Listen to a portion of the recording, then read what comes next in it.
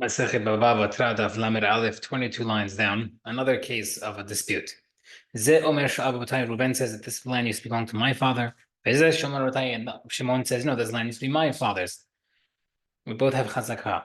Hi, Iti Sadi Da'avateh, once this Reuben brought witnesses that his used to belong to his family. V'achlash Hazakah, and he had chazakah. V'hai Iti Sadi Da'achlash Hazakah, but Shimon only brought witnesses for the chazakah. He never brought a witness that he had he never brought witnesses that it belonged to his family. Marav Nachman says, "Okay, achila lahade achila." So since there's contradicting witnesses regarding the chazakah, those two sets of witnesses cancel each other out. The okay and Reuven, since he brought a set of witnesses that it belonged to his family, therefore he wins because they both have witnesses chazakah. They cancel each other out. But at least Reuven has the witnesses that belong to the family, and therefore, instead of being in stalemate, it belongs to him. The Gemara says, Rava says to Rav Nachman, Ha'edut mecheshet hi. The fact that we have a obvious contradiction between the Chazakah witnesses, they both testify that for the past 3 years they've both been there, therefore someone's got to be lying. Therefore, you shouldn't be able to take anything at face value. It should still be a stalemate. Amar he says, Nachman says, no, but it's different. Because at least they are contradicting each other regarding the Hazakah, but regarding the ownership of the family, the fact that Reuben says that he had ownership in the family, there's no dispute. And therefore, there was no contradiction, and therefore, he's able to keep the property, Reuben. So now maybe we're trying to see that their machloket based on the contradicting witnesses. Maybe it's based off of the following machloket. The Idmar Batra says, if you have two set of witnesses are contradicting each other. Ravuna says, this one set one of witnesses can testify about something else. Without going against the other witnesses. And the second set witnesses testify about something else as well, as long as they're not together. But Rahis says no. If one of them is possibly dishonest, we disqualify them both. Mar says Rahman who holds that you still believe other testimonies, then yeah, you should testify. He holds, therefore, you could also listen to the witnesses regarding the Reuven's family. No problem.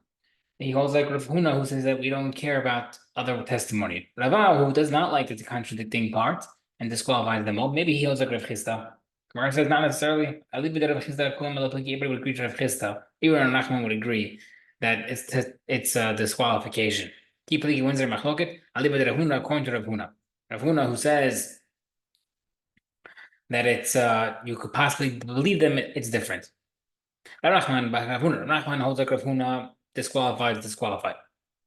Sorry, that it's able to testify on other things, and that's why you're able to testify about Reuven's father, and he's believed. But according to Rava, the reason is Rav Huna said that other testimonies mutar. So let's say they set two disagreed in court about a certain court case, and then set one or set two wants to testify in a separate court case the next week. That's fine. But Rava would hold. But regarding this case, the first court case, since they're still testifying about Reuven's father's land, they're not accepted. Where it says in the end, the story was the guy who lost ended up bringing witnesses that it did belong to his father. So now both witnesses testified against both litigants. Both had testimony on the chazakah and on the father's. So what happened? Nachman says, we told Reuven that he won. Now we could take him down. I don't care that we testified. We put him up eventually. We don't care. Now that we have testimony against both, now we take him down. I'm not worried about people saying that Bedin is not that Bedin is disgraceful. Sometimes when Bedin changes the ruling, it might give them a bad name. People might make fun of it. Rav says, I don't care about that. I'm doing what's right. We brought him up initially, then they got testimony afterward. Let's kiss him. I have a question. Let's say two witnesses saying that the woman's husband died. And two witnesses say he did not die. Or get a shower. Two witnesses say that a woman was divorced. Two witnesses saying that she was not divorced. Seemingly, both cases are trying to say that this woman's able to get remarried. How does it just that she cannot get remarried because they cancel each other out and therefore she's has got married? The Imn is settled to say, however, if she does marry without getting permission, you don't have enough to remove her from the new husband. So the Gemara says that Rabbi Nachman can be Rabbi Nachman says Rabbi Menachem holds, sorry, could say you do have to divorce her. Rabbi Menachem would say the reason is to say when do I say that she has to leave the new husband is if the second witnesses testify that she's not allowed to get married, and then she got married, that would take her out because that is that's after the witnesses testified. Let's say she testified after she got married after the first set of witnesses saying that the husband died or divorced her, and then she got married, and then the other witnesses came afterward. How does it say then you don't take her out because she already got permission? So seemingly Rabbi Menachem holds that the only reason why we don't take her out again is because Bedin already gave a ruling. So seemingly Rabbi Menachem holds that we are worried about Bedin. No. I thought to reverse the initial ruling and therefore take Reuven out, but now that you brought me this case, and Reuven also asked the same question, I'll keep Reuven in charge, and he changed his mind not to throw out Reuven because of Bedin's honor.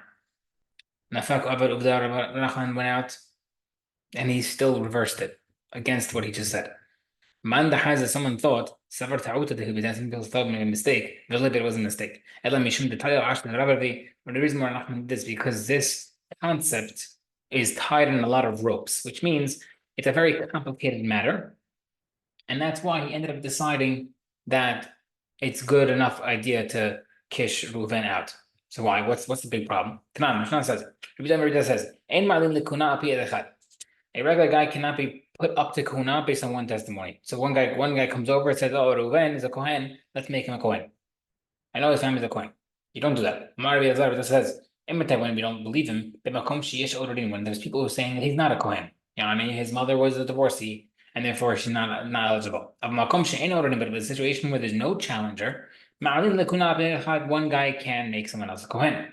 Rashbag says, Mishum Rabbi Shimon ben Nesran, in the name of Rabbi Shimon, the son of a vice Kohen Gadol, David Kohen Gadol, Ma'alim lekuna pirachad, you do raise someone to Kohen. So now, what's going on? Rabbi Shimon ben Gamliel and Rabbi Elazar. Seemingly Rabbi Rashbag is saying something as Rabbi Elazar. They both said that one Kohen works. So maybe what's the difference? The difference between Rabbi Shimon ben Rashbag and Rabbi Elazar is there's a difference in whether or not there's a single challenger, one guy testifying against it. Rabbi Elazar holds that one guy challenging works, and Rabbi Shbag that the only time the challenger works is when there's two witnesses testifying against him. But that's not true. Everybody agrees that when you have a challenger, it has to have at least two witnesses. So therefore, what's Rabbi Yochanan talking about? Maybe Rabbi Elazar is talking about where there's two challengers. What's the case of our Mishnah? Maybe the Hazakah, the father is a good Kohen. Then a rumor comes out regarding the child. That he's the son of a divorcee or a halutza, therefore he's pasul. Therefore we took him down. But then another witness came forward, then he said he's a good Kohen. That we put him back up to a Kohen. Then two witnesses came forward. Then two witnesses testified that this guy was a divorcee or chalutza. Therefore they demoted him. Then another single witness came forward. The Kohen who said he's a Kohen. So we have the guy was born regular. His last name is Cohen. Someone came out and the witness rumor came out that he was pasul, and then they demoted him from Kohen. Then one witness said he's a good Kohen. They put him back up. Two witnesses said he's bad Kohen, they put him back down. Second single witness comes forward and says he's good Kohen, we put him back up. Seemingly combining both single witnesses separately into a good edut of double witnesses. Now everybody agrees that generally we can combine two separate witnesses together. The only reason why over here we're not sure if we could put him back up again is because it's the ping pong back and forth of upgrading and demoting him is the disgrace to the court, like we said. Rabbi Elazar about Rabbi Elazar came in the Maskina. Rabbi Elazar, once he demoted him, you don't put him back up. I shouldn't do the Medina because we're worried about the honor. Rashbag holds, we could take him down, put him back up. With a little bit of din we're not worried about the disgrace of Bedin. What's the problem? Let's get to Rav Ashi as a case. If if Rabbi Elazar holds that you're worried, why do you have to specifically mention the case that one witness came at a time? Even if two witnesses came together, a regular court case of two guys testifying on this guy, it also shouldn't work because you demoted him already. You're gonna put him back up. I don't care if it's one witness. It should be even two witnesses. You can't re-upgrade him. What's going on? She says the really, we're not worried about the disgrace of the court. I did come at whether or not you could combine testimony based off two separate single witnesses. Or Rahman holds that you can, and Rabbi Elazar holds that you can't. And that's why we said earlier this is a very difficult tied in ropes concept that we mentioned earlier. That was the reason why Rabbi Nachman was saying this earlier. The Hani Tanai, and this machloket is comparable to the following machloket. The Batra says you can't combine testimony unless they both testify seeing two witnesses. You can't combine testimony unless both witnesses testifying at the same time, about the same day. So if Reuven and Shimon saying that Levi owes Yisachar money based off of something that happened Tuesday. Says, even if they testify separately about different days. So instead of saying both one guy coming on both, they come together testifying about Tuesday, they come separately and they're testifying that one guy said Tuesday, one guy said Wednesday. That's still a good edut, very big chidush. But the testimony can't be good in court unless they both testify together. Rabbi Nathan says, not necessarily if they're coming separate days, you can listen to them separately. So we see Rabbi Elazar and Rabbi Shimon and Gamliel have the same machloket based off of combining the edut, like with the case of the Kohen.